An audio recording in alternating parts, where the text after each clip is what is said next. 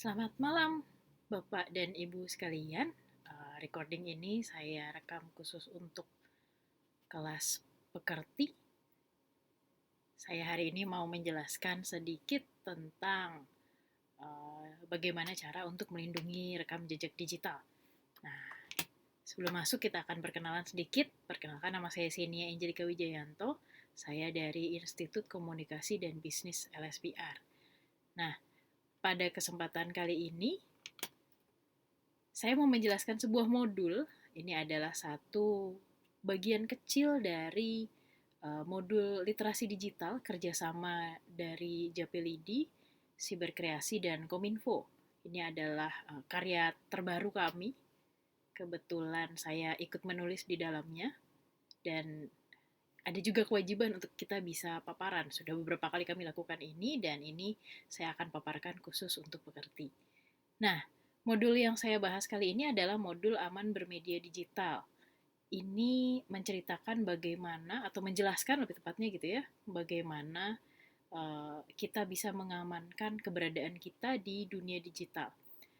Modul ini ada 5 komponen, yaitu komponen pertama adalah pengamanan perangkat digital, lalu yang kedua adalah pengamanan identitas digital, yang ketiga waspada penipuan digital, keempat melindungi rekam jejak digital, dan yang terakhir adalah keamanan digital bagi anak. Nah, ada tiga cara gitu ya, tiga step untuk kita bisa mendalami modul ini lebih lanjut.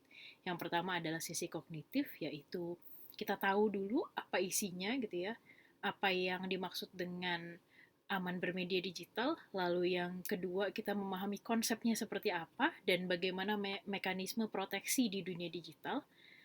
Lalu setelah itu kita bisa internalisasi gitu ya, kita bisa mulai mengerti, memahami, memasukkan itu ke dalam diri kita, dan yang terakhir kita bisa melakukannya di dalam kehidupan kita sehari-hari.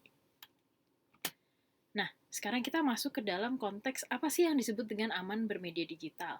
Digital safety atau keamanan digital adalah sebuah proses memastikan penggunaan layanan digital dapat dilakukan secara aman dan nyaman. Nah, kenapa kita memerlukan keamanan di dunia digital? Karena yang namanya internet itu adalah sebuah area yang sangat luas yang dia bisa mempertemukan kita dengan siapapun. Baik itu orang yang kita kenal ataupun orang yang sama sekali tidak kenal. Nah, orang yang tidak kenal ini bisa jadi yang kita temui di dunia digital ini adalah orang-orang yang mungkin dia hanya ada wujudnya di dunia digital saja. Dan bahkan kita tidak akan bisa menemukan orang-orang ini di dunia nyata atau di dunia offline. Kita menyebutnya sebagai persona-persona yang fiktif. Nah, hal ini juga membuat kita yang berada di dunia digital ini jadi lebih rentan terhadap berbagai macam kejahatan. Rekam jejak digital yang ada atau yang menjadi salah satu bagian dari modul ini, dia membicarakan tentang bagaimana kita ketika berinteraksi di dunia digital itu kita meninggalkan jejak-jejak. Nah, ini contoh aja, saya mencari nama saya gitu ya di dalam Google. Kebetulan nama saya Xenia, saya ketikkan Xenia di dalam Google dan yang keluar adalah Xenia 2016, Xenia bekas Jakarta gitu ya, Xenia 2012 karena kebetulan nama saya sama seperti nama mobil. Jadi yang keluar adalah adalah jenis-jenis tipe-tipe mobil tersebut.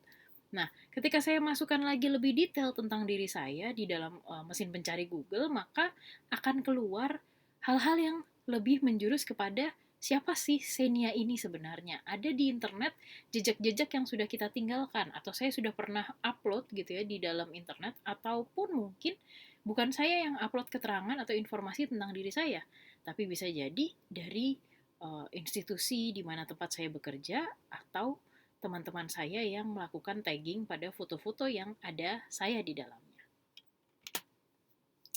Nah, mungkin kita sering melihat hal ini. Ada komen-komen gitu ya di media sosial, atau ada jejak-jejak yang kita tinggalkan ketika kita browsing di marketplace, atau ketika kita chat, ada pesan yang terhapus, atau kita tagging location, atau mungkin kita nge-tag foto orang. Nah, ini semua adalah jenis-jenis dari jejak digital yang kita tinggalkan. Kadang kita tidak sadar ketika kita browsing di website yang sedang kita browsing tersebut, mereka menyimpan data-data yang kita tinggalkan di situ.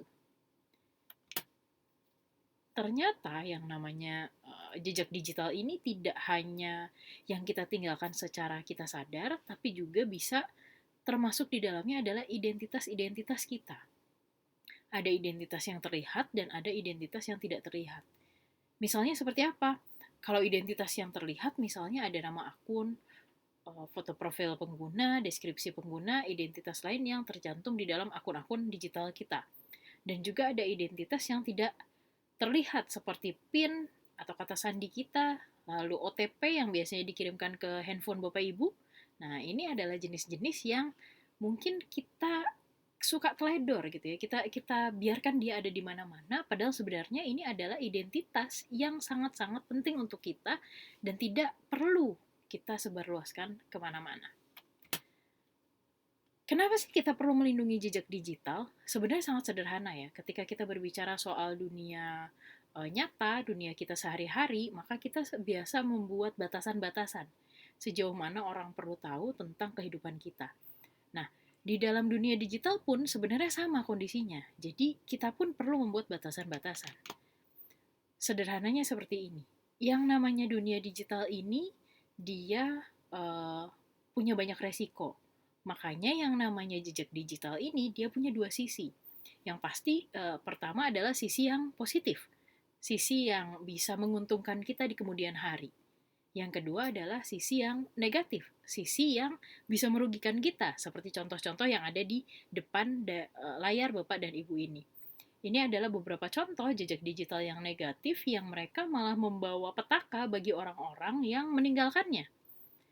Meskipun mereka sudah menghapus postingan-postingan mereka yang mungkin ketika itu menyebarkan berita-berita yang tidak baik gitu ya, menjual sesuatu yang tidak seharusnya dijual, tapi ternyata setelah dihapus pun para netizen mereka bisa mengorek kembali dan memanfaatkan hal tersebut untuk merugikan orang-orang yang meninggalkan jejak digitalnya ini. Kenapa sih kita perlu untuk menjaga gitu ya, dalam konteks yang tadi? Nah, kita kembali lagi yang namanya rekam jejak digital itu ketika kita sudah meninggalkannya di dunia digital atau di internet atau di media sosial, maka hal tersebut akan sangat sulit kita hilangkan. Tadi sudah ada kondisi ketika orangnya menghapus gitu ya, ternyata yang dia rasa sudah dihapus sudah ada orang lain yang merekamnya kembali sehingga orang itu bisa memunculkannya lagi. Jadi di dalam konteks ini yang namanya rekam jejak digital itu sangat-sangat sulit dihilangkan sehingga kita harus menjaganya supaya jejak digital yang kita tinggalkan adalah hal-hal yang positif. Nah, di sini ada beberapa hal yang bisa kita kita explore lebih jauh bagaimana caranya supaya kita bisa melindungi jejak digital kita. Karena jejak digital kita ini adalah hal-hal yang sangat penting untuk kita ke depannya nanti. Pertama adalah kita bisa tahu dulu. Kita perlu sekali untuk mengetahui jejak digital apa yang kita tinggalkan.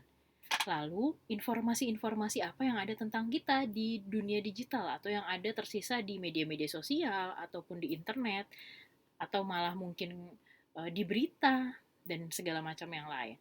Lalu yang kedua adalah kita perlu menciptakan, karena yang namanya jejak digital ini kita menciptakan sebenarnya. Yang kita tinggalkan itu adalah bisa kita katakan ya kurang lebih banyak hal yang kita sadari daripada yang kita tidak sadari. Sehingga jejak digital ini kita bisa menciptakannya. Kalau kita mau nanti sekitar berapa 5 tahun lagi, 10 tahun lagi gitu yang berita-berita tentang kita adalah hal-hal yang baik, informasi yang baik yang ditemukan tentang kita di internet, maka kita harus menciptakan hal-hal baik mulai dari sekarang. Nah, pada poin yang terakhir atau poin ketiga, setelah kita menciptakan tersebut, maka kita pun perlu untuk terus memonitor. Kenapa? Karena tidak bukan hal yang mustahil orang-orang lain di luar kita juga ikut menciptakan jejak digital kita, membagikan informasi-informasi tentang kita. Makanya kita juga harus selalu update tentang jejak digital apa yang kita tinggalkan. Nah, pada poin terakhir adalah kita mau sama-sama mengingat kembali seperti apa sih jejak digital yang ada tentang kita di internet. Nah, setelahnya baru kita mau mulai membuat visi, melihat jauh ke depan. informasi seperti apa yang ingin kita temukan tentang diri kita secara daring di 10 tahun mendatang. Mari kita sama-sama menjaga supaya jejak digital yang kita tinggalkan adalah hal-hal yang baik yang pada kemudian hari akan menguntungkan kita semua. Terima kasih. Untuk lebih detailnya, Bapak dan Ibu bisa mendownload di barcode ini, bisa langsung di-scan, dan selamat membaca. Terima kasih.